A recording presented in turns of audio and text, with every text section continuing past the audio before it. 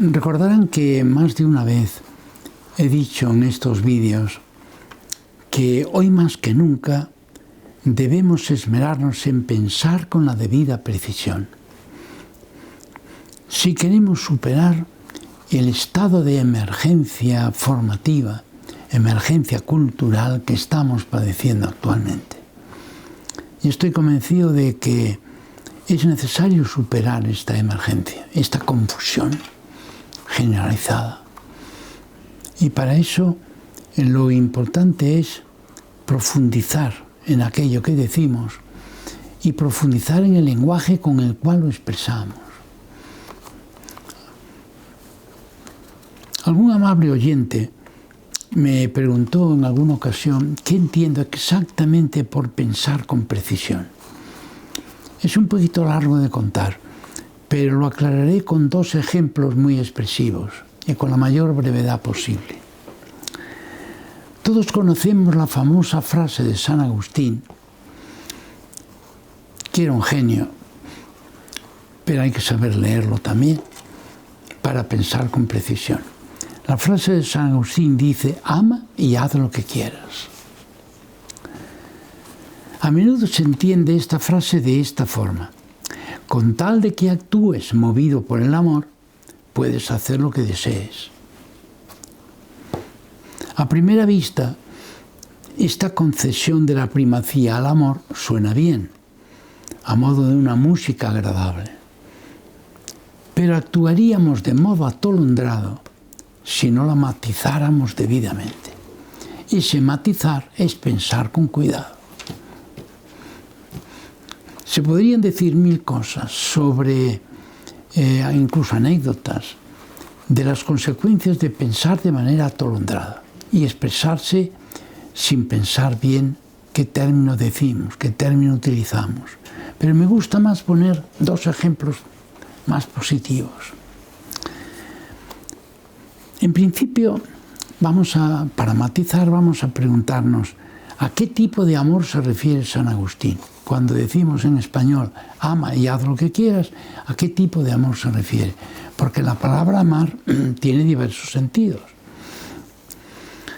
A mí me extrañaba, ya cuando era joven, me extrañaba, más joven todavía, me extrañaba que este gran escritor, tan agudo como precavido y cuidadoso en el lenguaje, porque San Agustín, además de genio, era un hombre cuidadoso, me extrañaba que utilizara el verbo amar sin matización alguna, porque amar en latín, amare, significa algo parecido al español amar, que es querer algo o a alguien de modo egoísta o bien de modo generoso. Por lo tanto, es un término neutro, no especifica. Amar se queda así un poco vago. Me extrañaba que San Agustín no precisara más. Y entonces consulté el original, que es un libro latino, que es In Epistolam Johannis, que es estudios sobre la primera epístola de San Juan. Y observé que él escribe en latín lo siguiente: dilige el quod vis fac, a la letra, ama con amor oblativo y lo que quieras, hazlo, a la letra. Dilige el quod vis fac, ama con amor oblativo y lo que quieras, hazlo. No utiliza el verbo amar en latín, amar, él no lo utiliza, utiliza otro, que era más fino, era más explícito. Para dejar bien claro su pensamiento, a continuación agrega: porque si amas de verdad, no es posible que hagas algo que no sea el bien. El muy pícaro quiere aclarar bien y dice a continuación: te digo que ama y haz lo que quieras, porque dice, si amas con este tipo de amor al que yo aludo, por eso utiliza el verbo diligere, que es lo mismo que agapao en griego, de donde viene ágape, utiliza ese verbo, entonces dice, si amas de esa manera, entonces lo que hagas estará bien hecho. San Agustín era uno de los escritores más lúcidos que yo conozco, más lúcidos, sin duda ninguna, de toda la historia.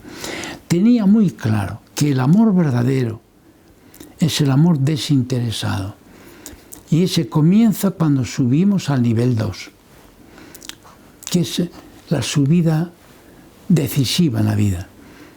Y en este nivel 2, nuestra libertad de maniobra, es decir, la libertad de hacer lo que queremos, lo que nos place, se convierte en libertad creativa, libertad orientada a hacer el bien.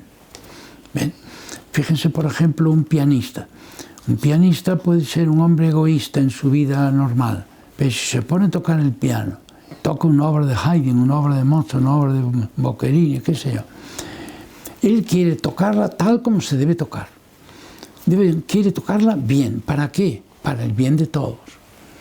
Y por lo tanto, un buen pianista, un buen organista, un buen, qué sé yo, lo mismo podríamos decir de otras artes, ¿verdad? Un buen pintor, etc. Lo que quiere es hacerlo bien.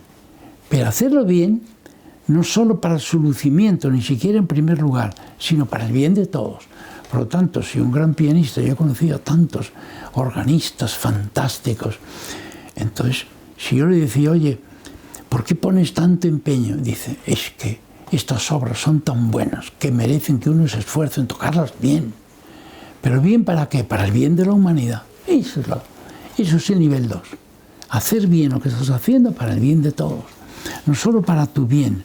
Por eso es tremendo si un intérprete realmente falsifica las partituras, toca como él quiere para su lucimiento.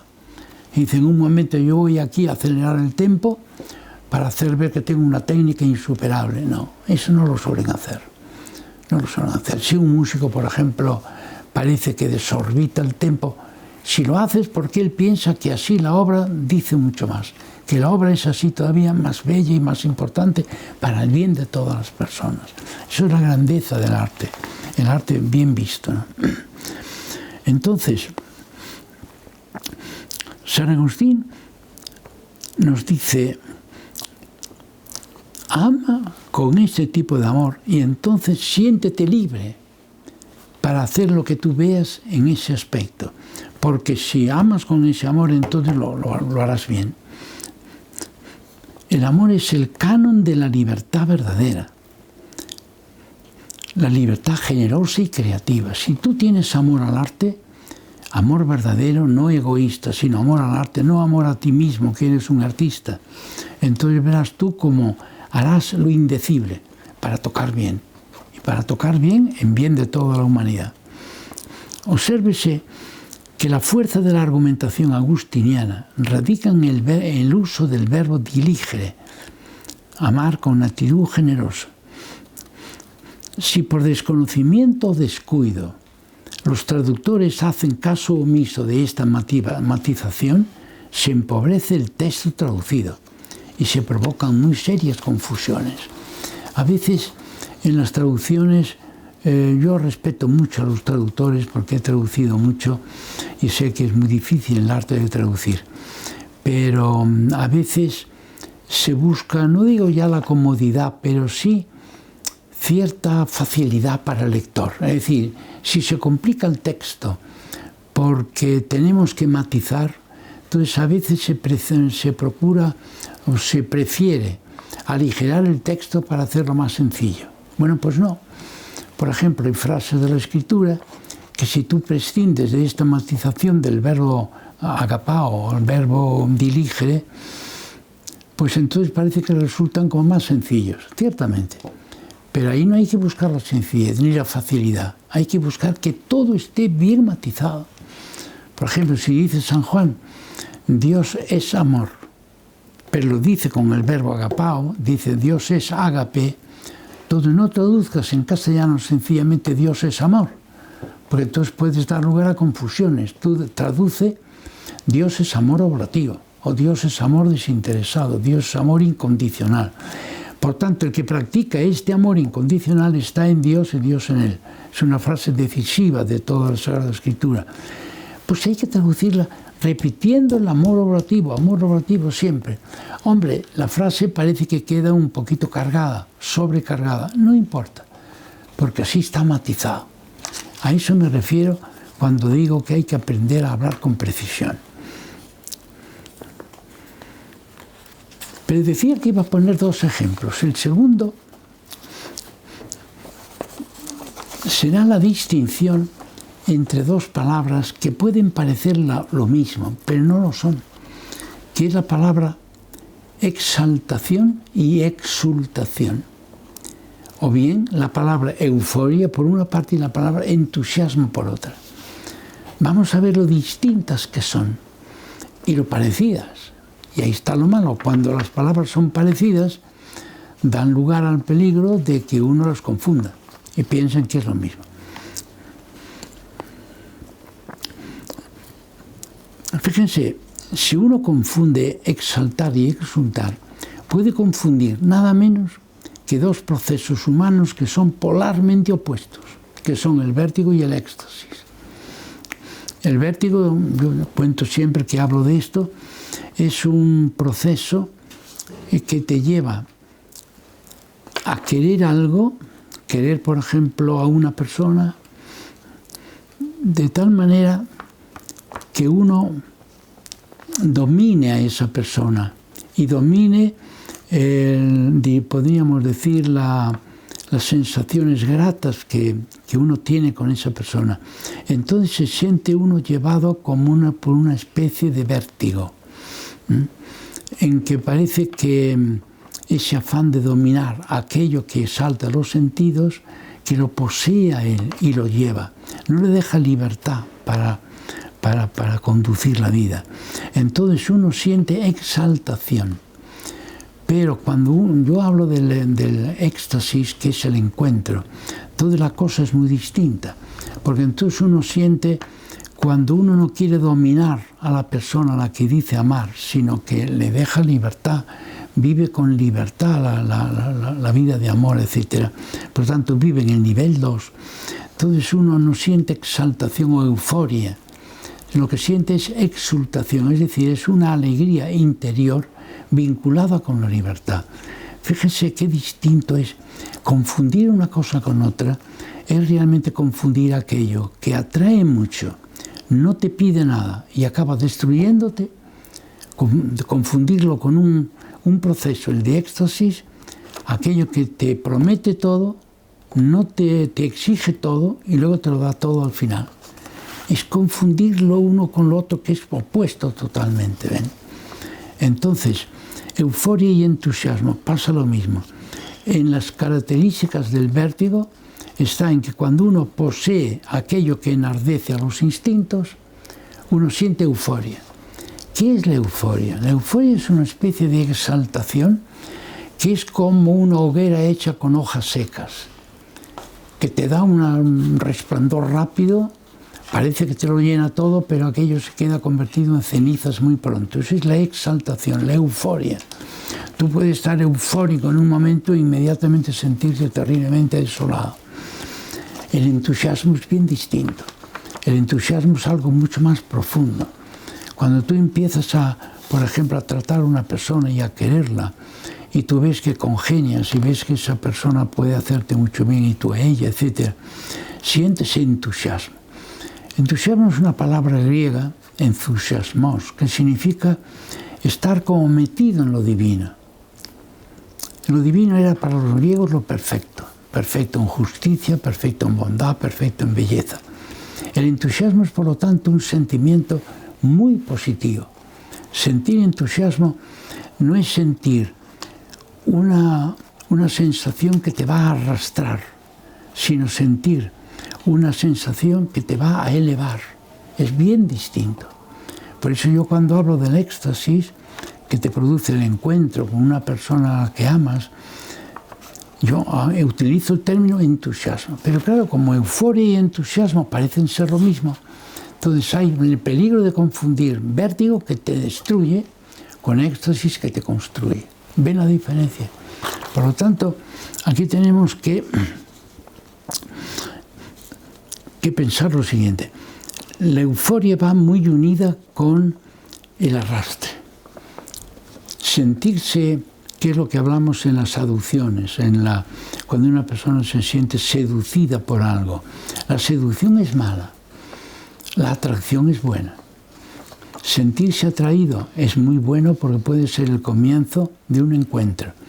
Pero sentirse arrastrado, es decir, sentirse seducido, fascinado por algo, eso es muy malo. Es decir, yo no diría nunca a mí me seduce Mozart. Me encanta Mozart, por ejemplo, como músico, muy bien, me encanta. Decir me encanta no tiene peligro ninguno. Eso quiere decir que yo lo paso muy bien, que a mí me eleva el ánimo, que me pone muy contento oír la música de Mozart. Me parece perfecta. Bien, y puedo decir me atrae, me encanta, puedo decir incluso medio en broma me chifla, todo eso no tiene peligro. Pero si yo me siento seducido, fascinado por Mozart, si digo esto, entonces digo algo muy peligroso, porque la fascinación arrastra. En cambio, la atracción entusiasma, la atracción conserva la libertad. Es más, me eleva la libertad de nivel. Yo me siento mucho más libre interiormente siguiendo una música como la de Mozart o una música que me produzca vértigo. Hay tipos de música por el ritmo, etcétera, que producen vértigo. Parece que es una fascinación, que tú te metes dentro de un ritmo y parece que no terminas. Te sientes arrastrado por él. Hay que distinguir muy bien entre arrastrar y atraer. Atraer es muy bueno. Por ejemplo, enamorar es muy positivo. Una persona que enamora a otra, no la violenta, no la arrastra, muestra lo que ella es, muestra lo que tiene, si a ti te gusta, etcétera, tú te sientes enamorado de esa persona, como yo estoy enamorado de Mozart, o de Beethoven, o de Debussy, o qué sé yo, o entre los pintores, pues tantísimos, ¿verdad? Enamorar es importante, porque no es dejarse arrastrar, es libremente, con libertad creativa, establecer una relación de trato con algo o alguien, ¿verdad? Ahora, el dejarse arrastrar es muy mal. Bien. Entonces, cuando tú te dejas arrastrar, puedes sentir exaltación.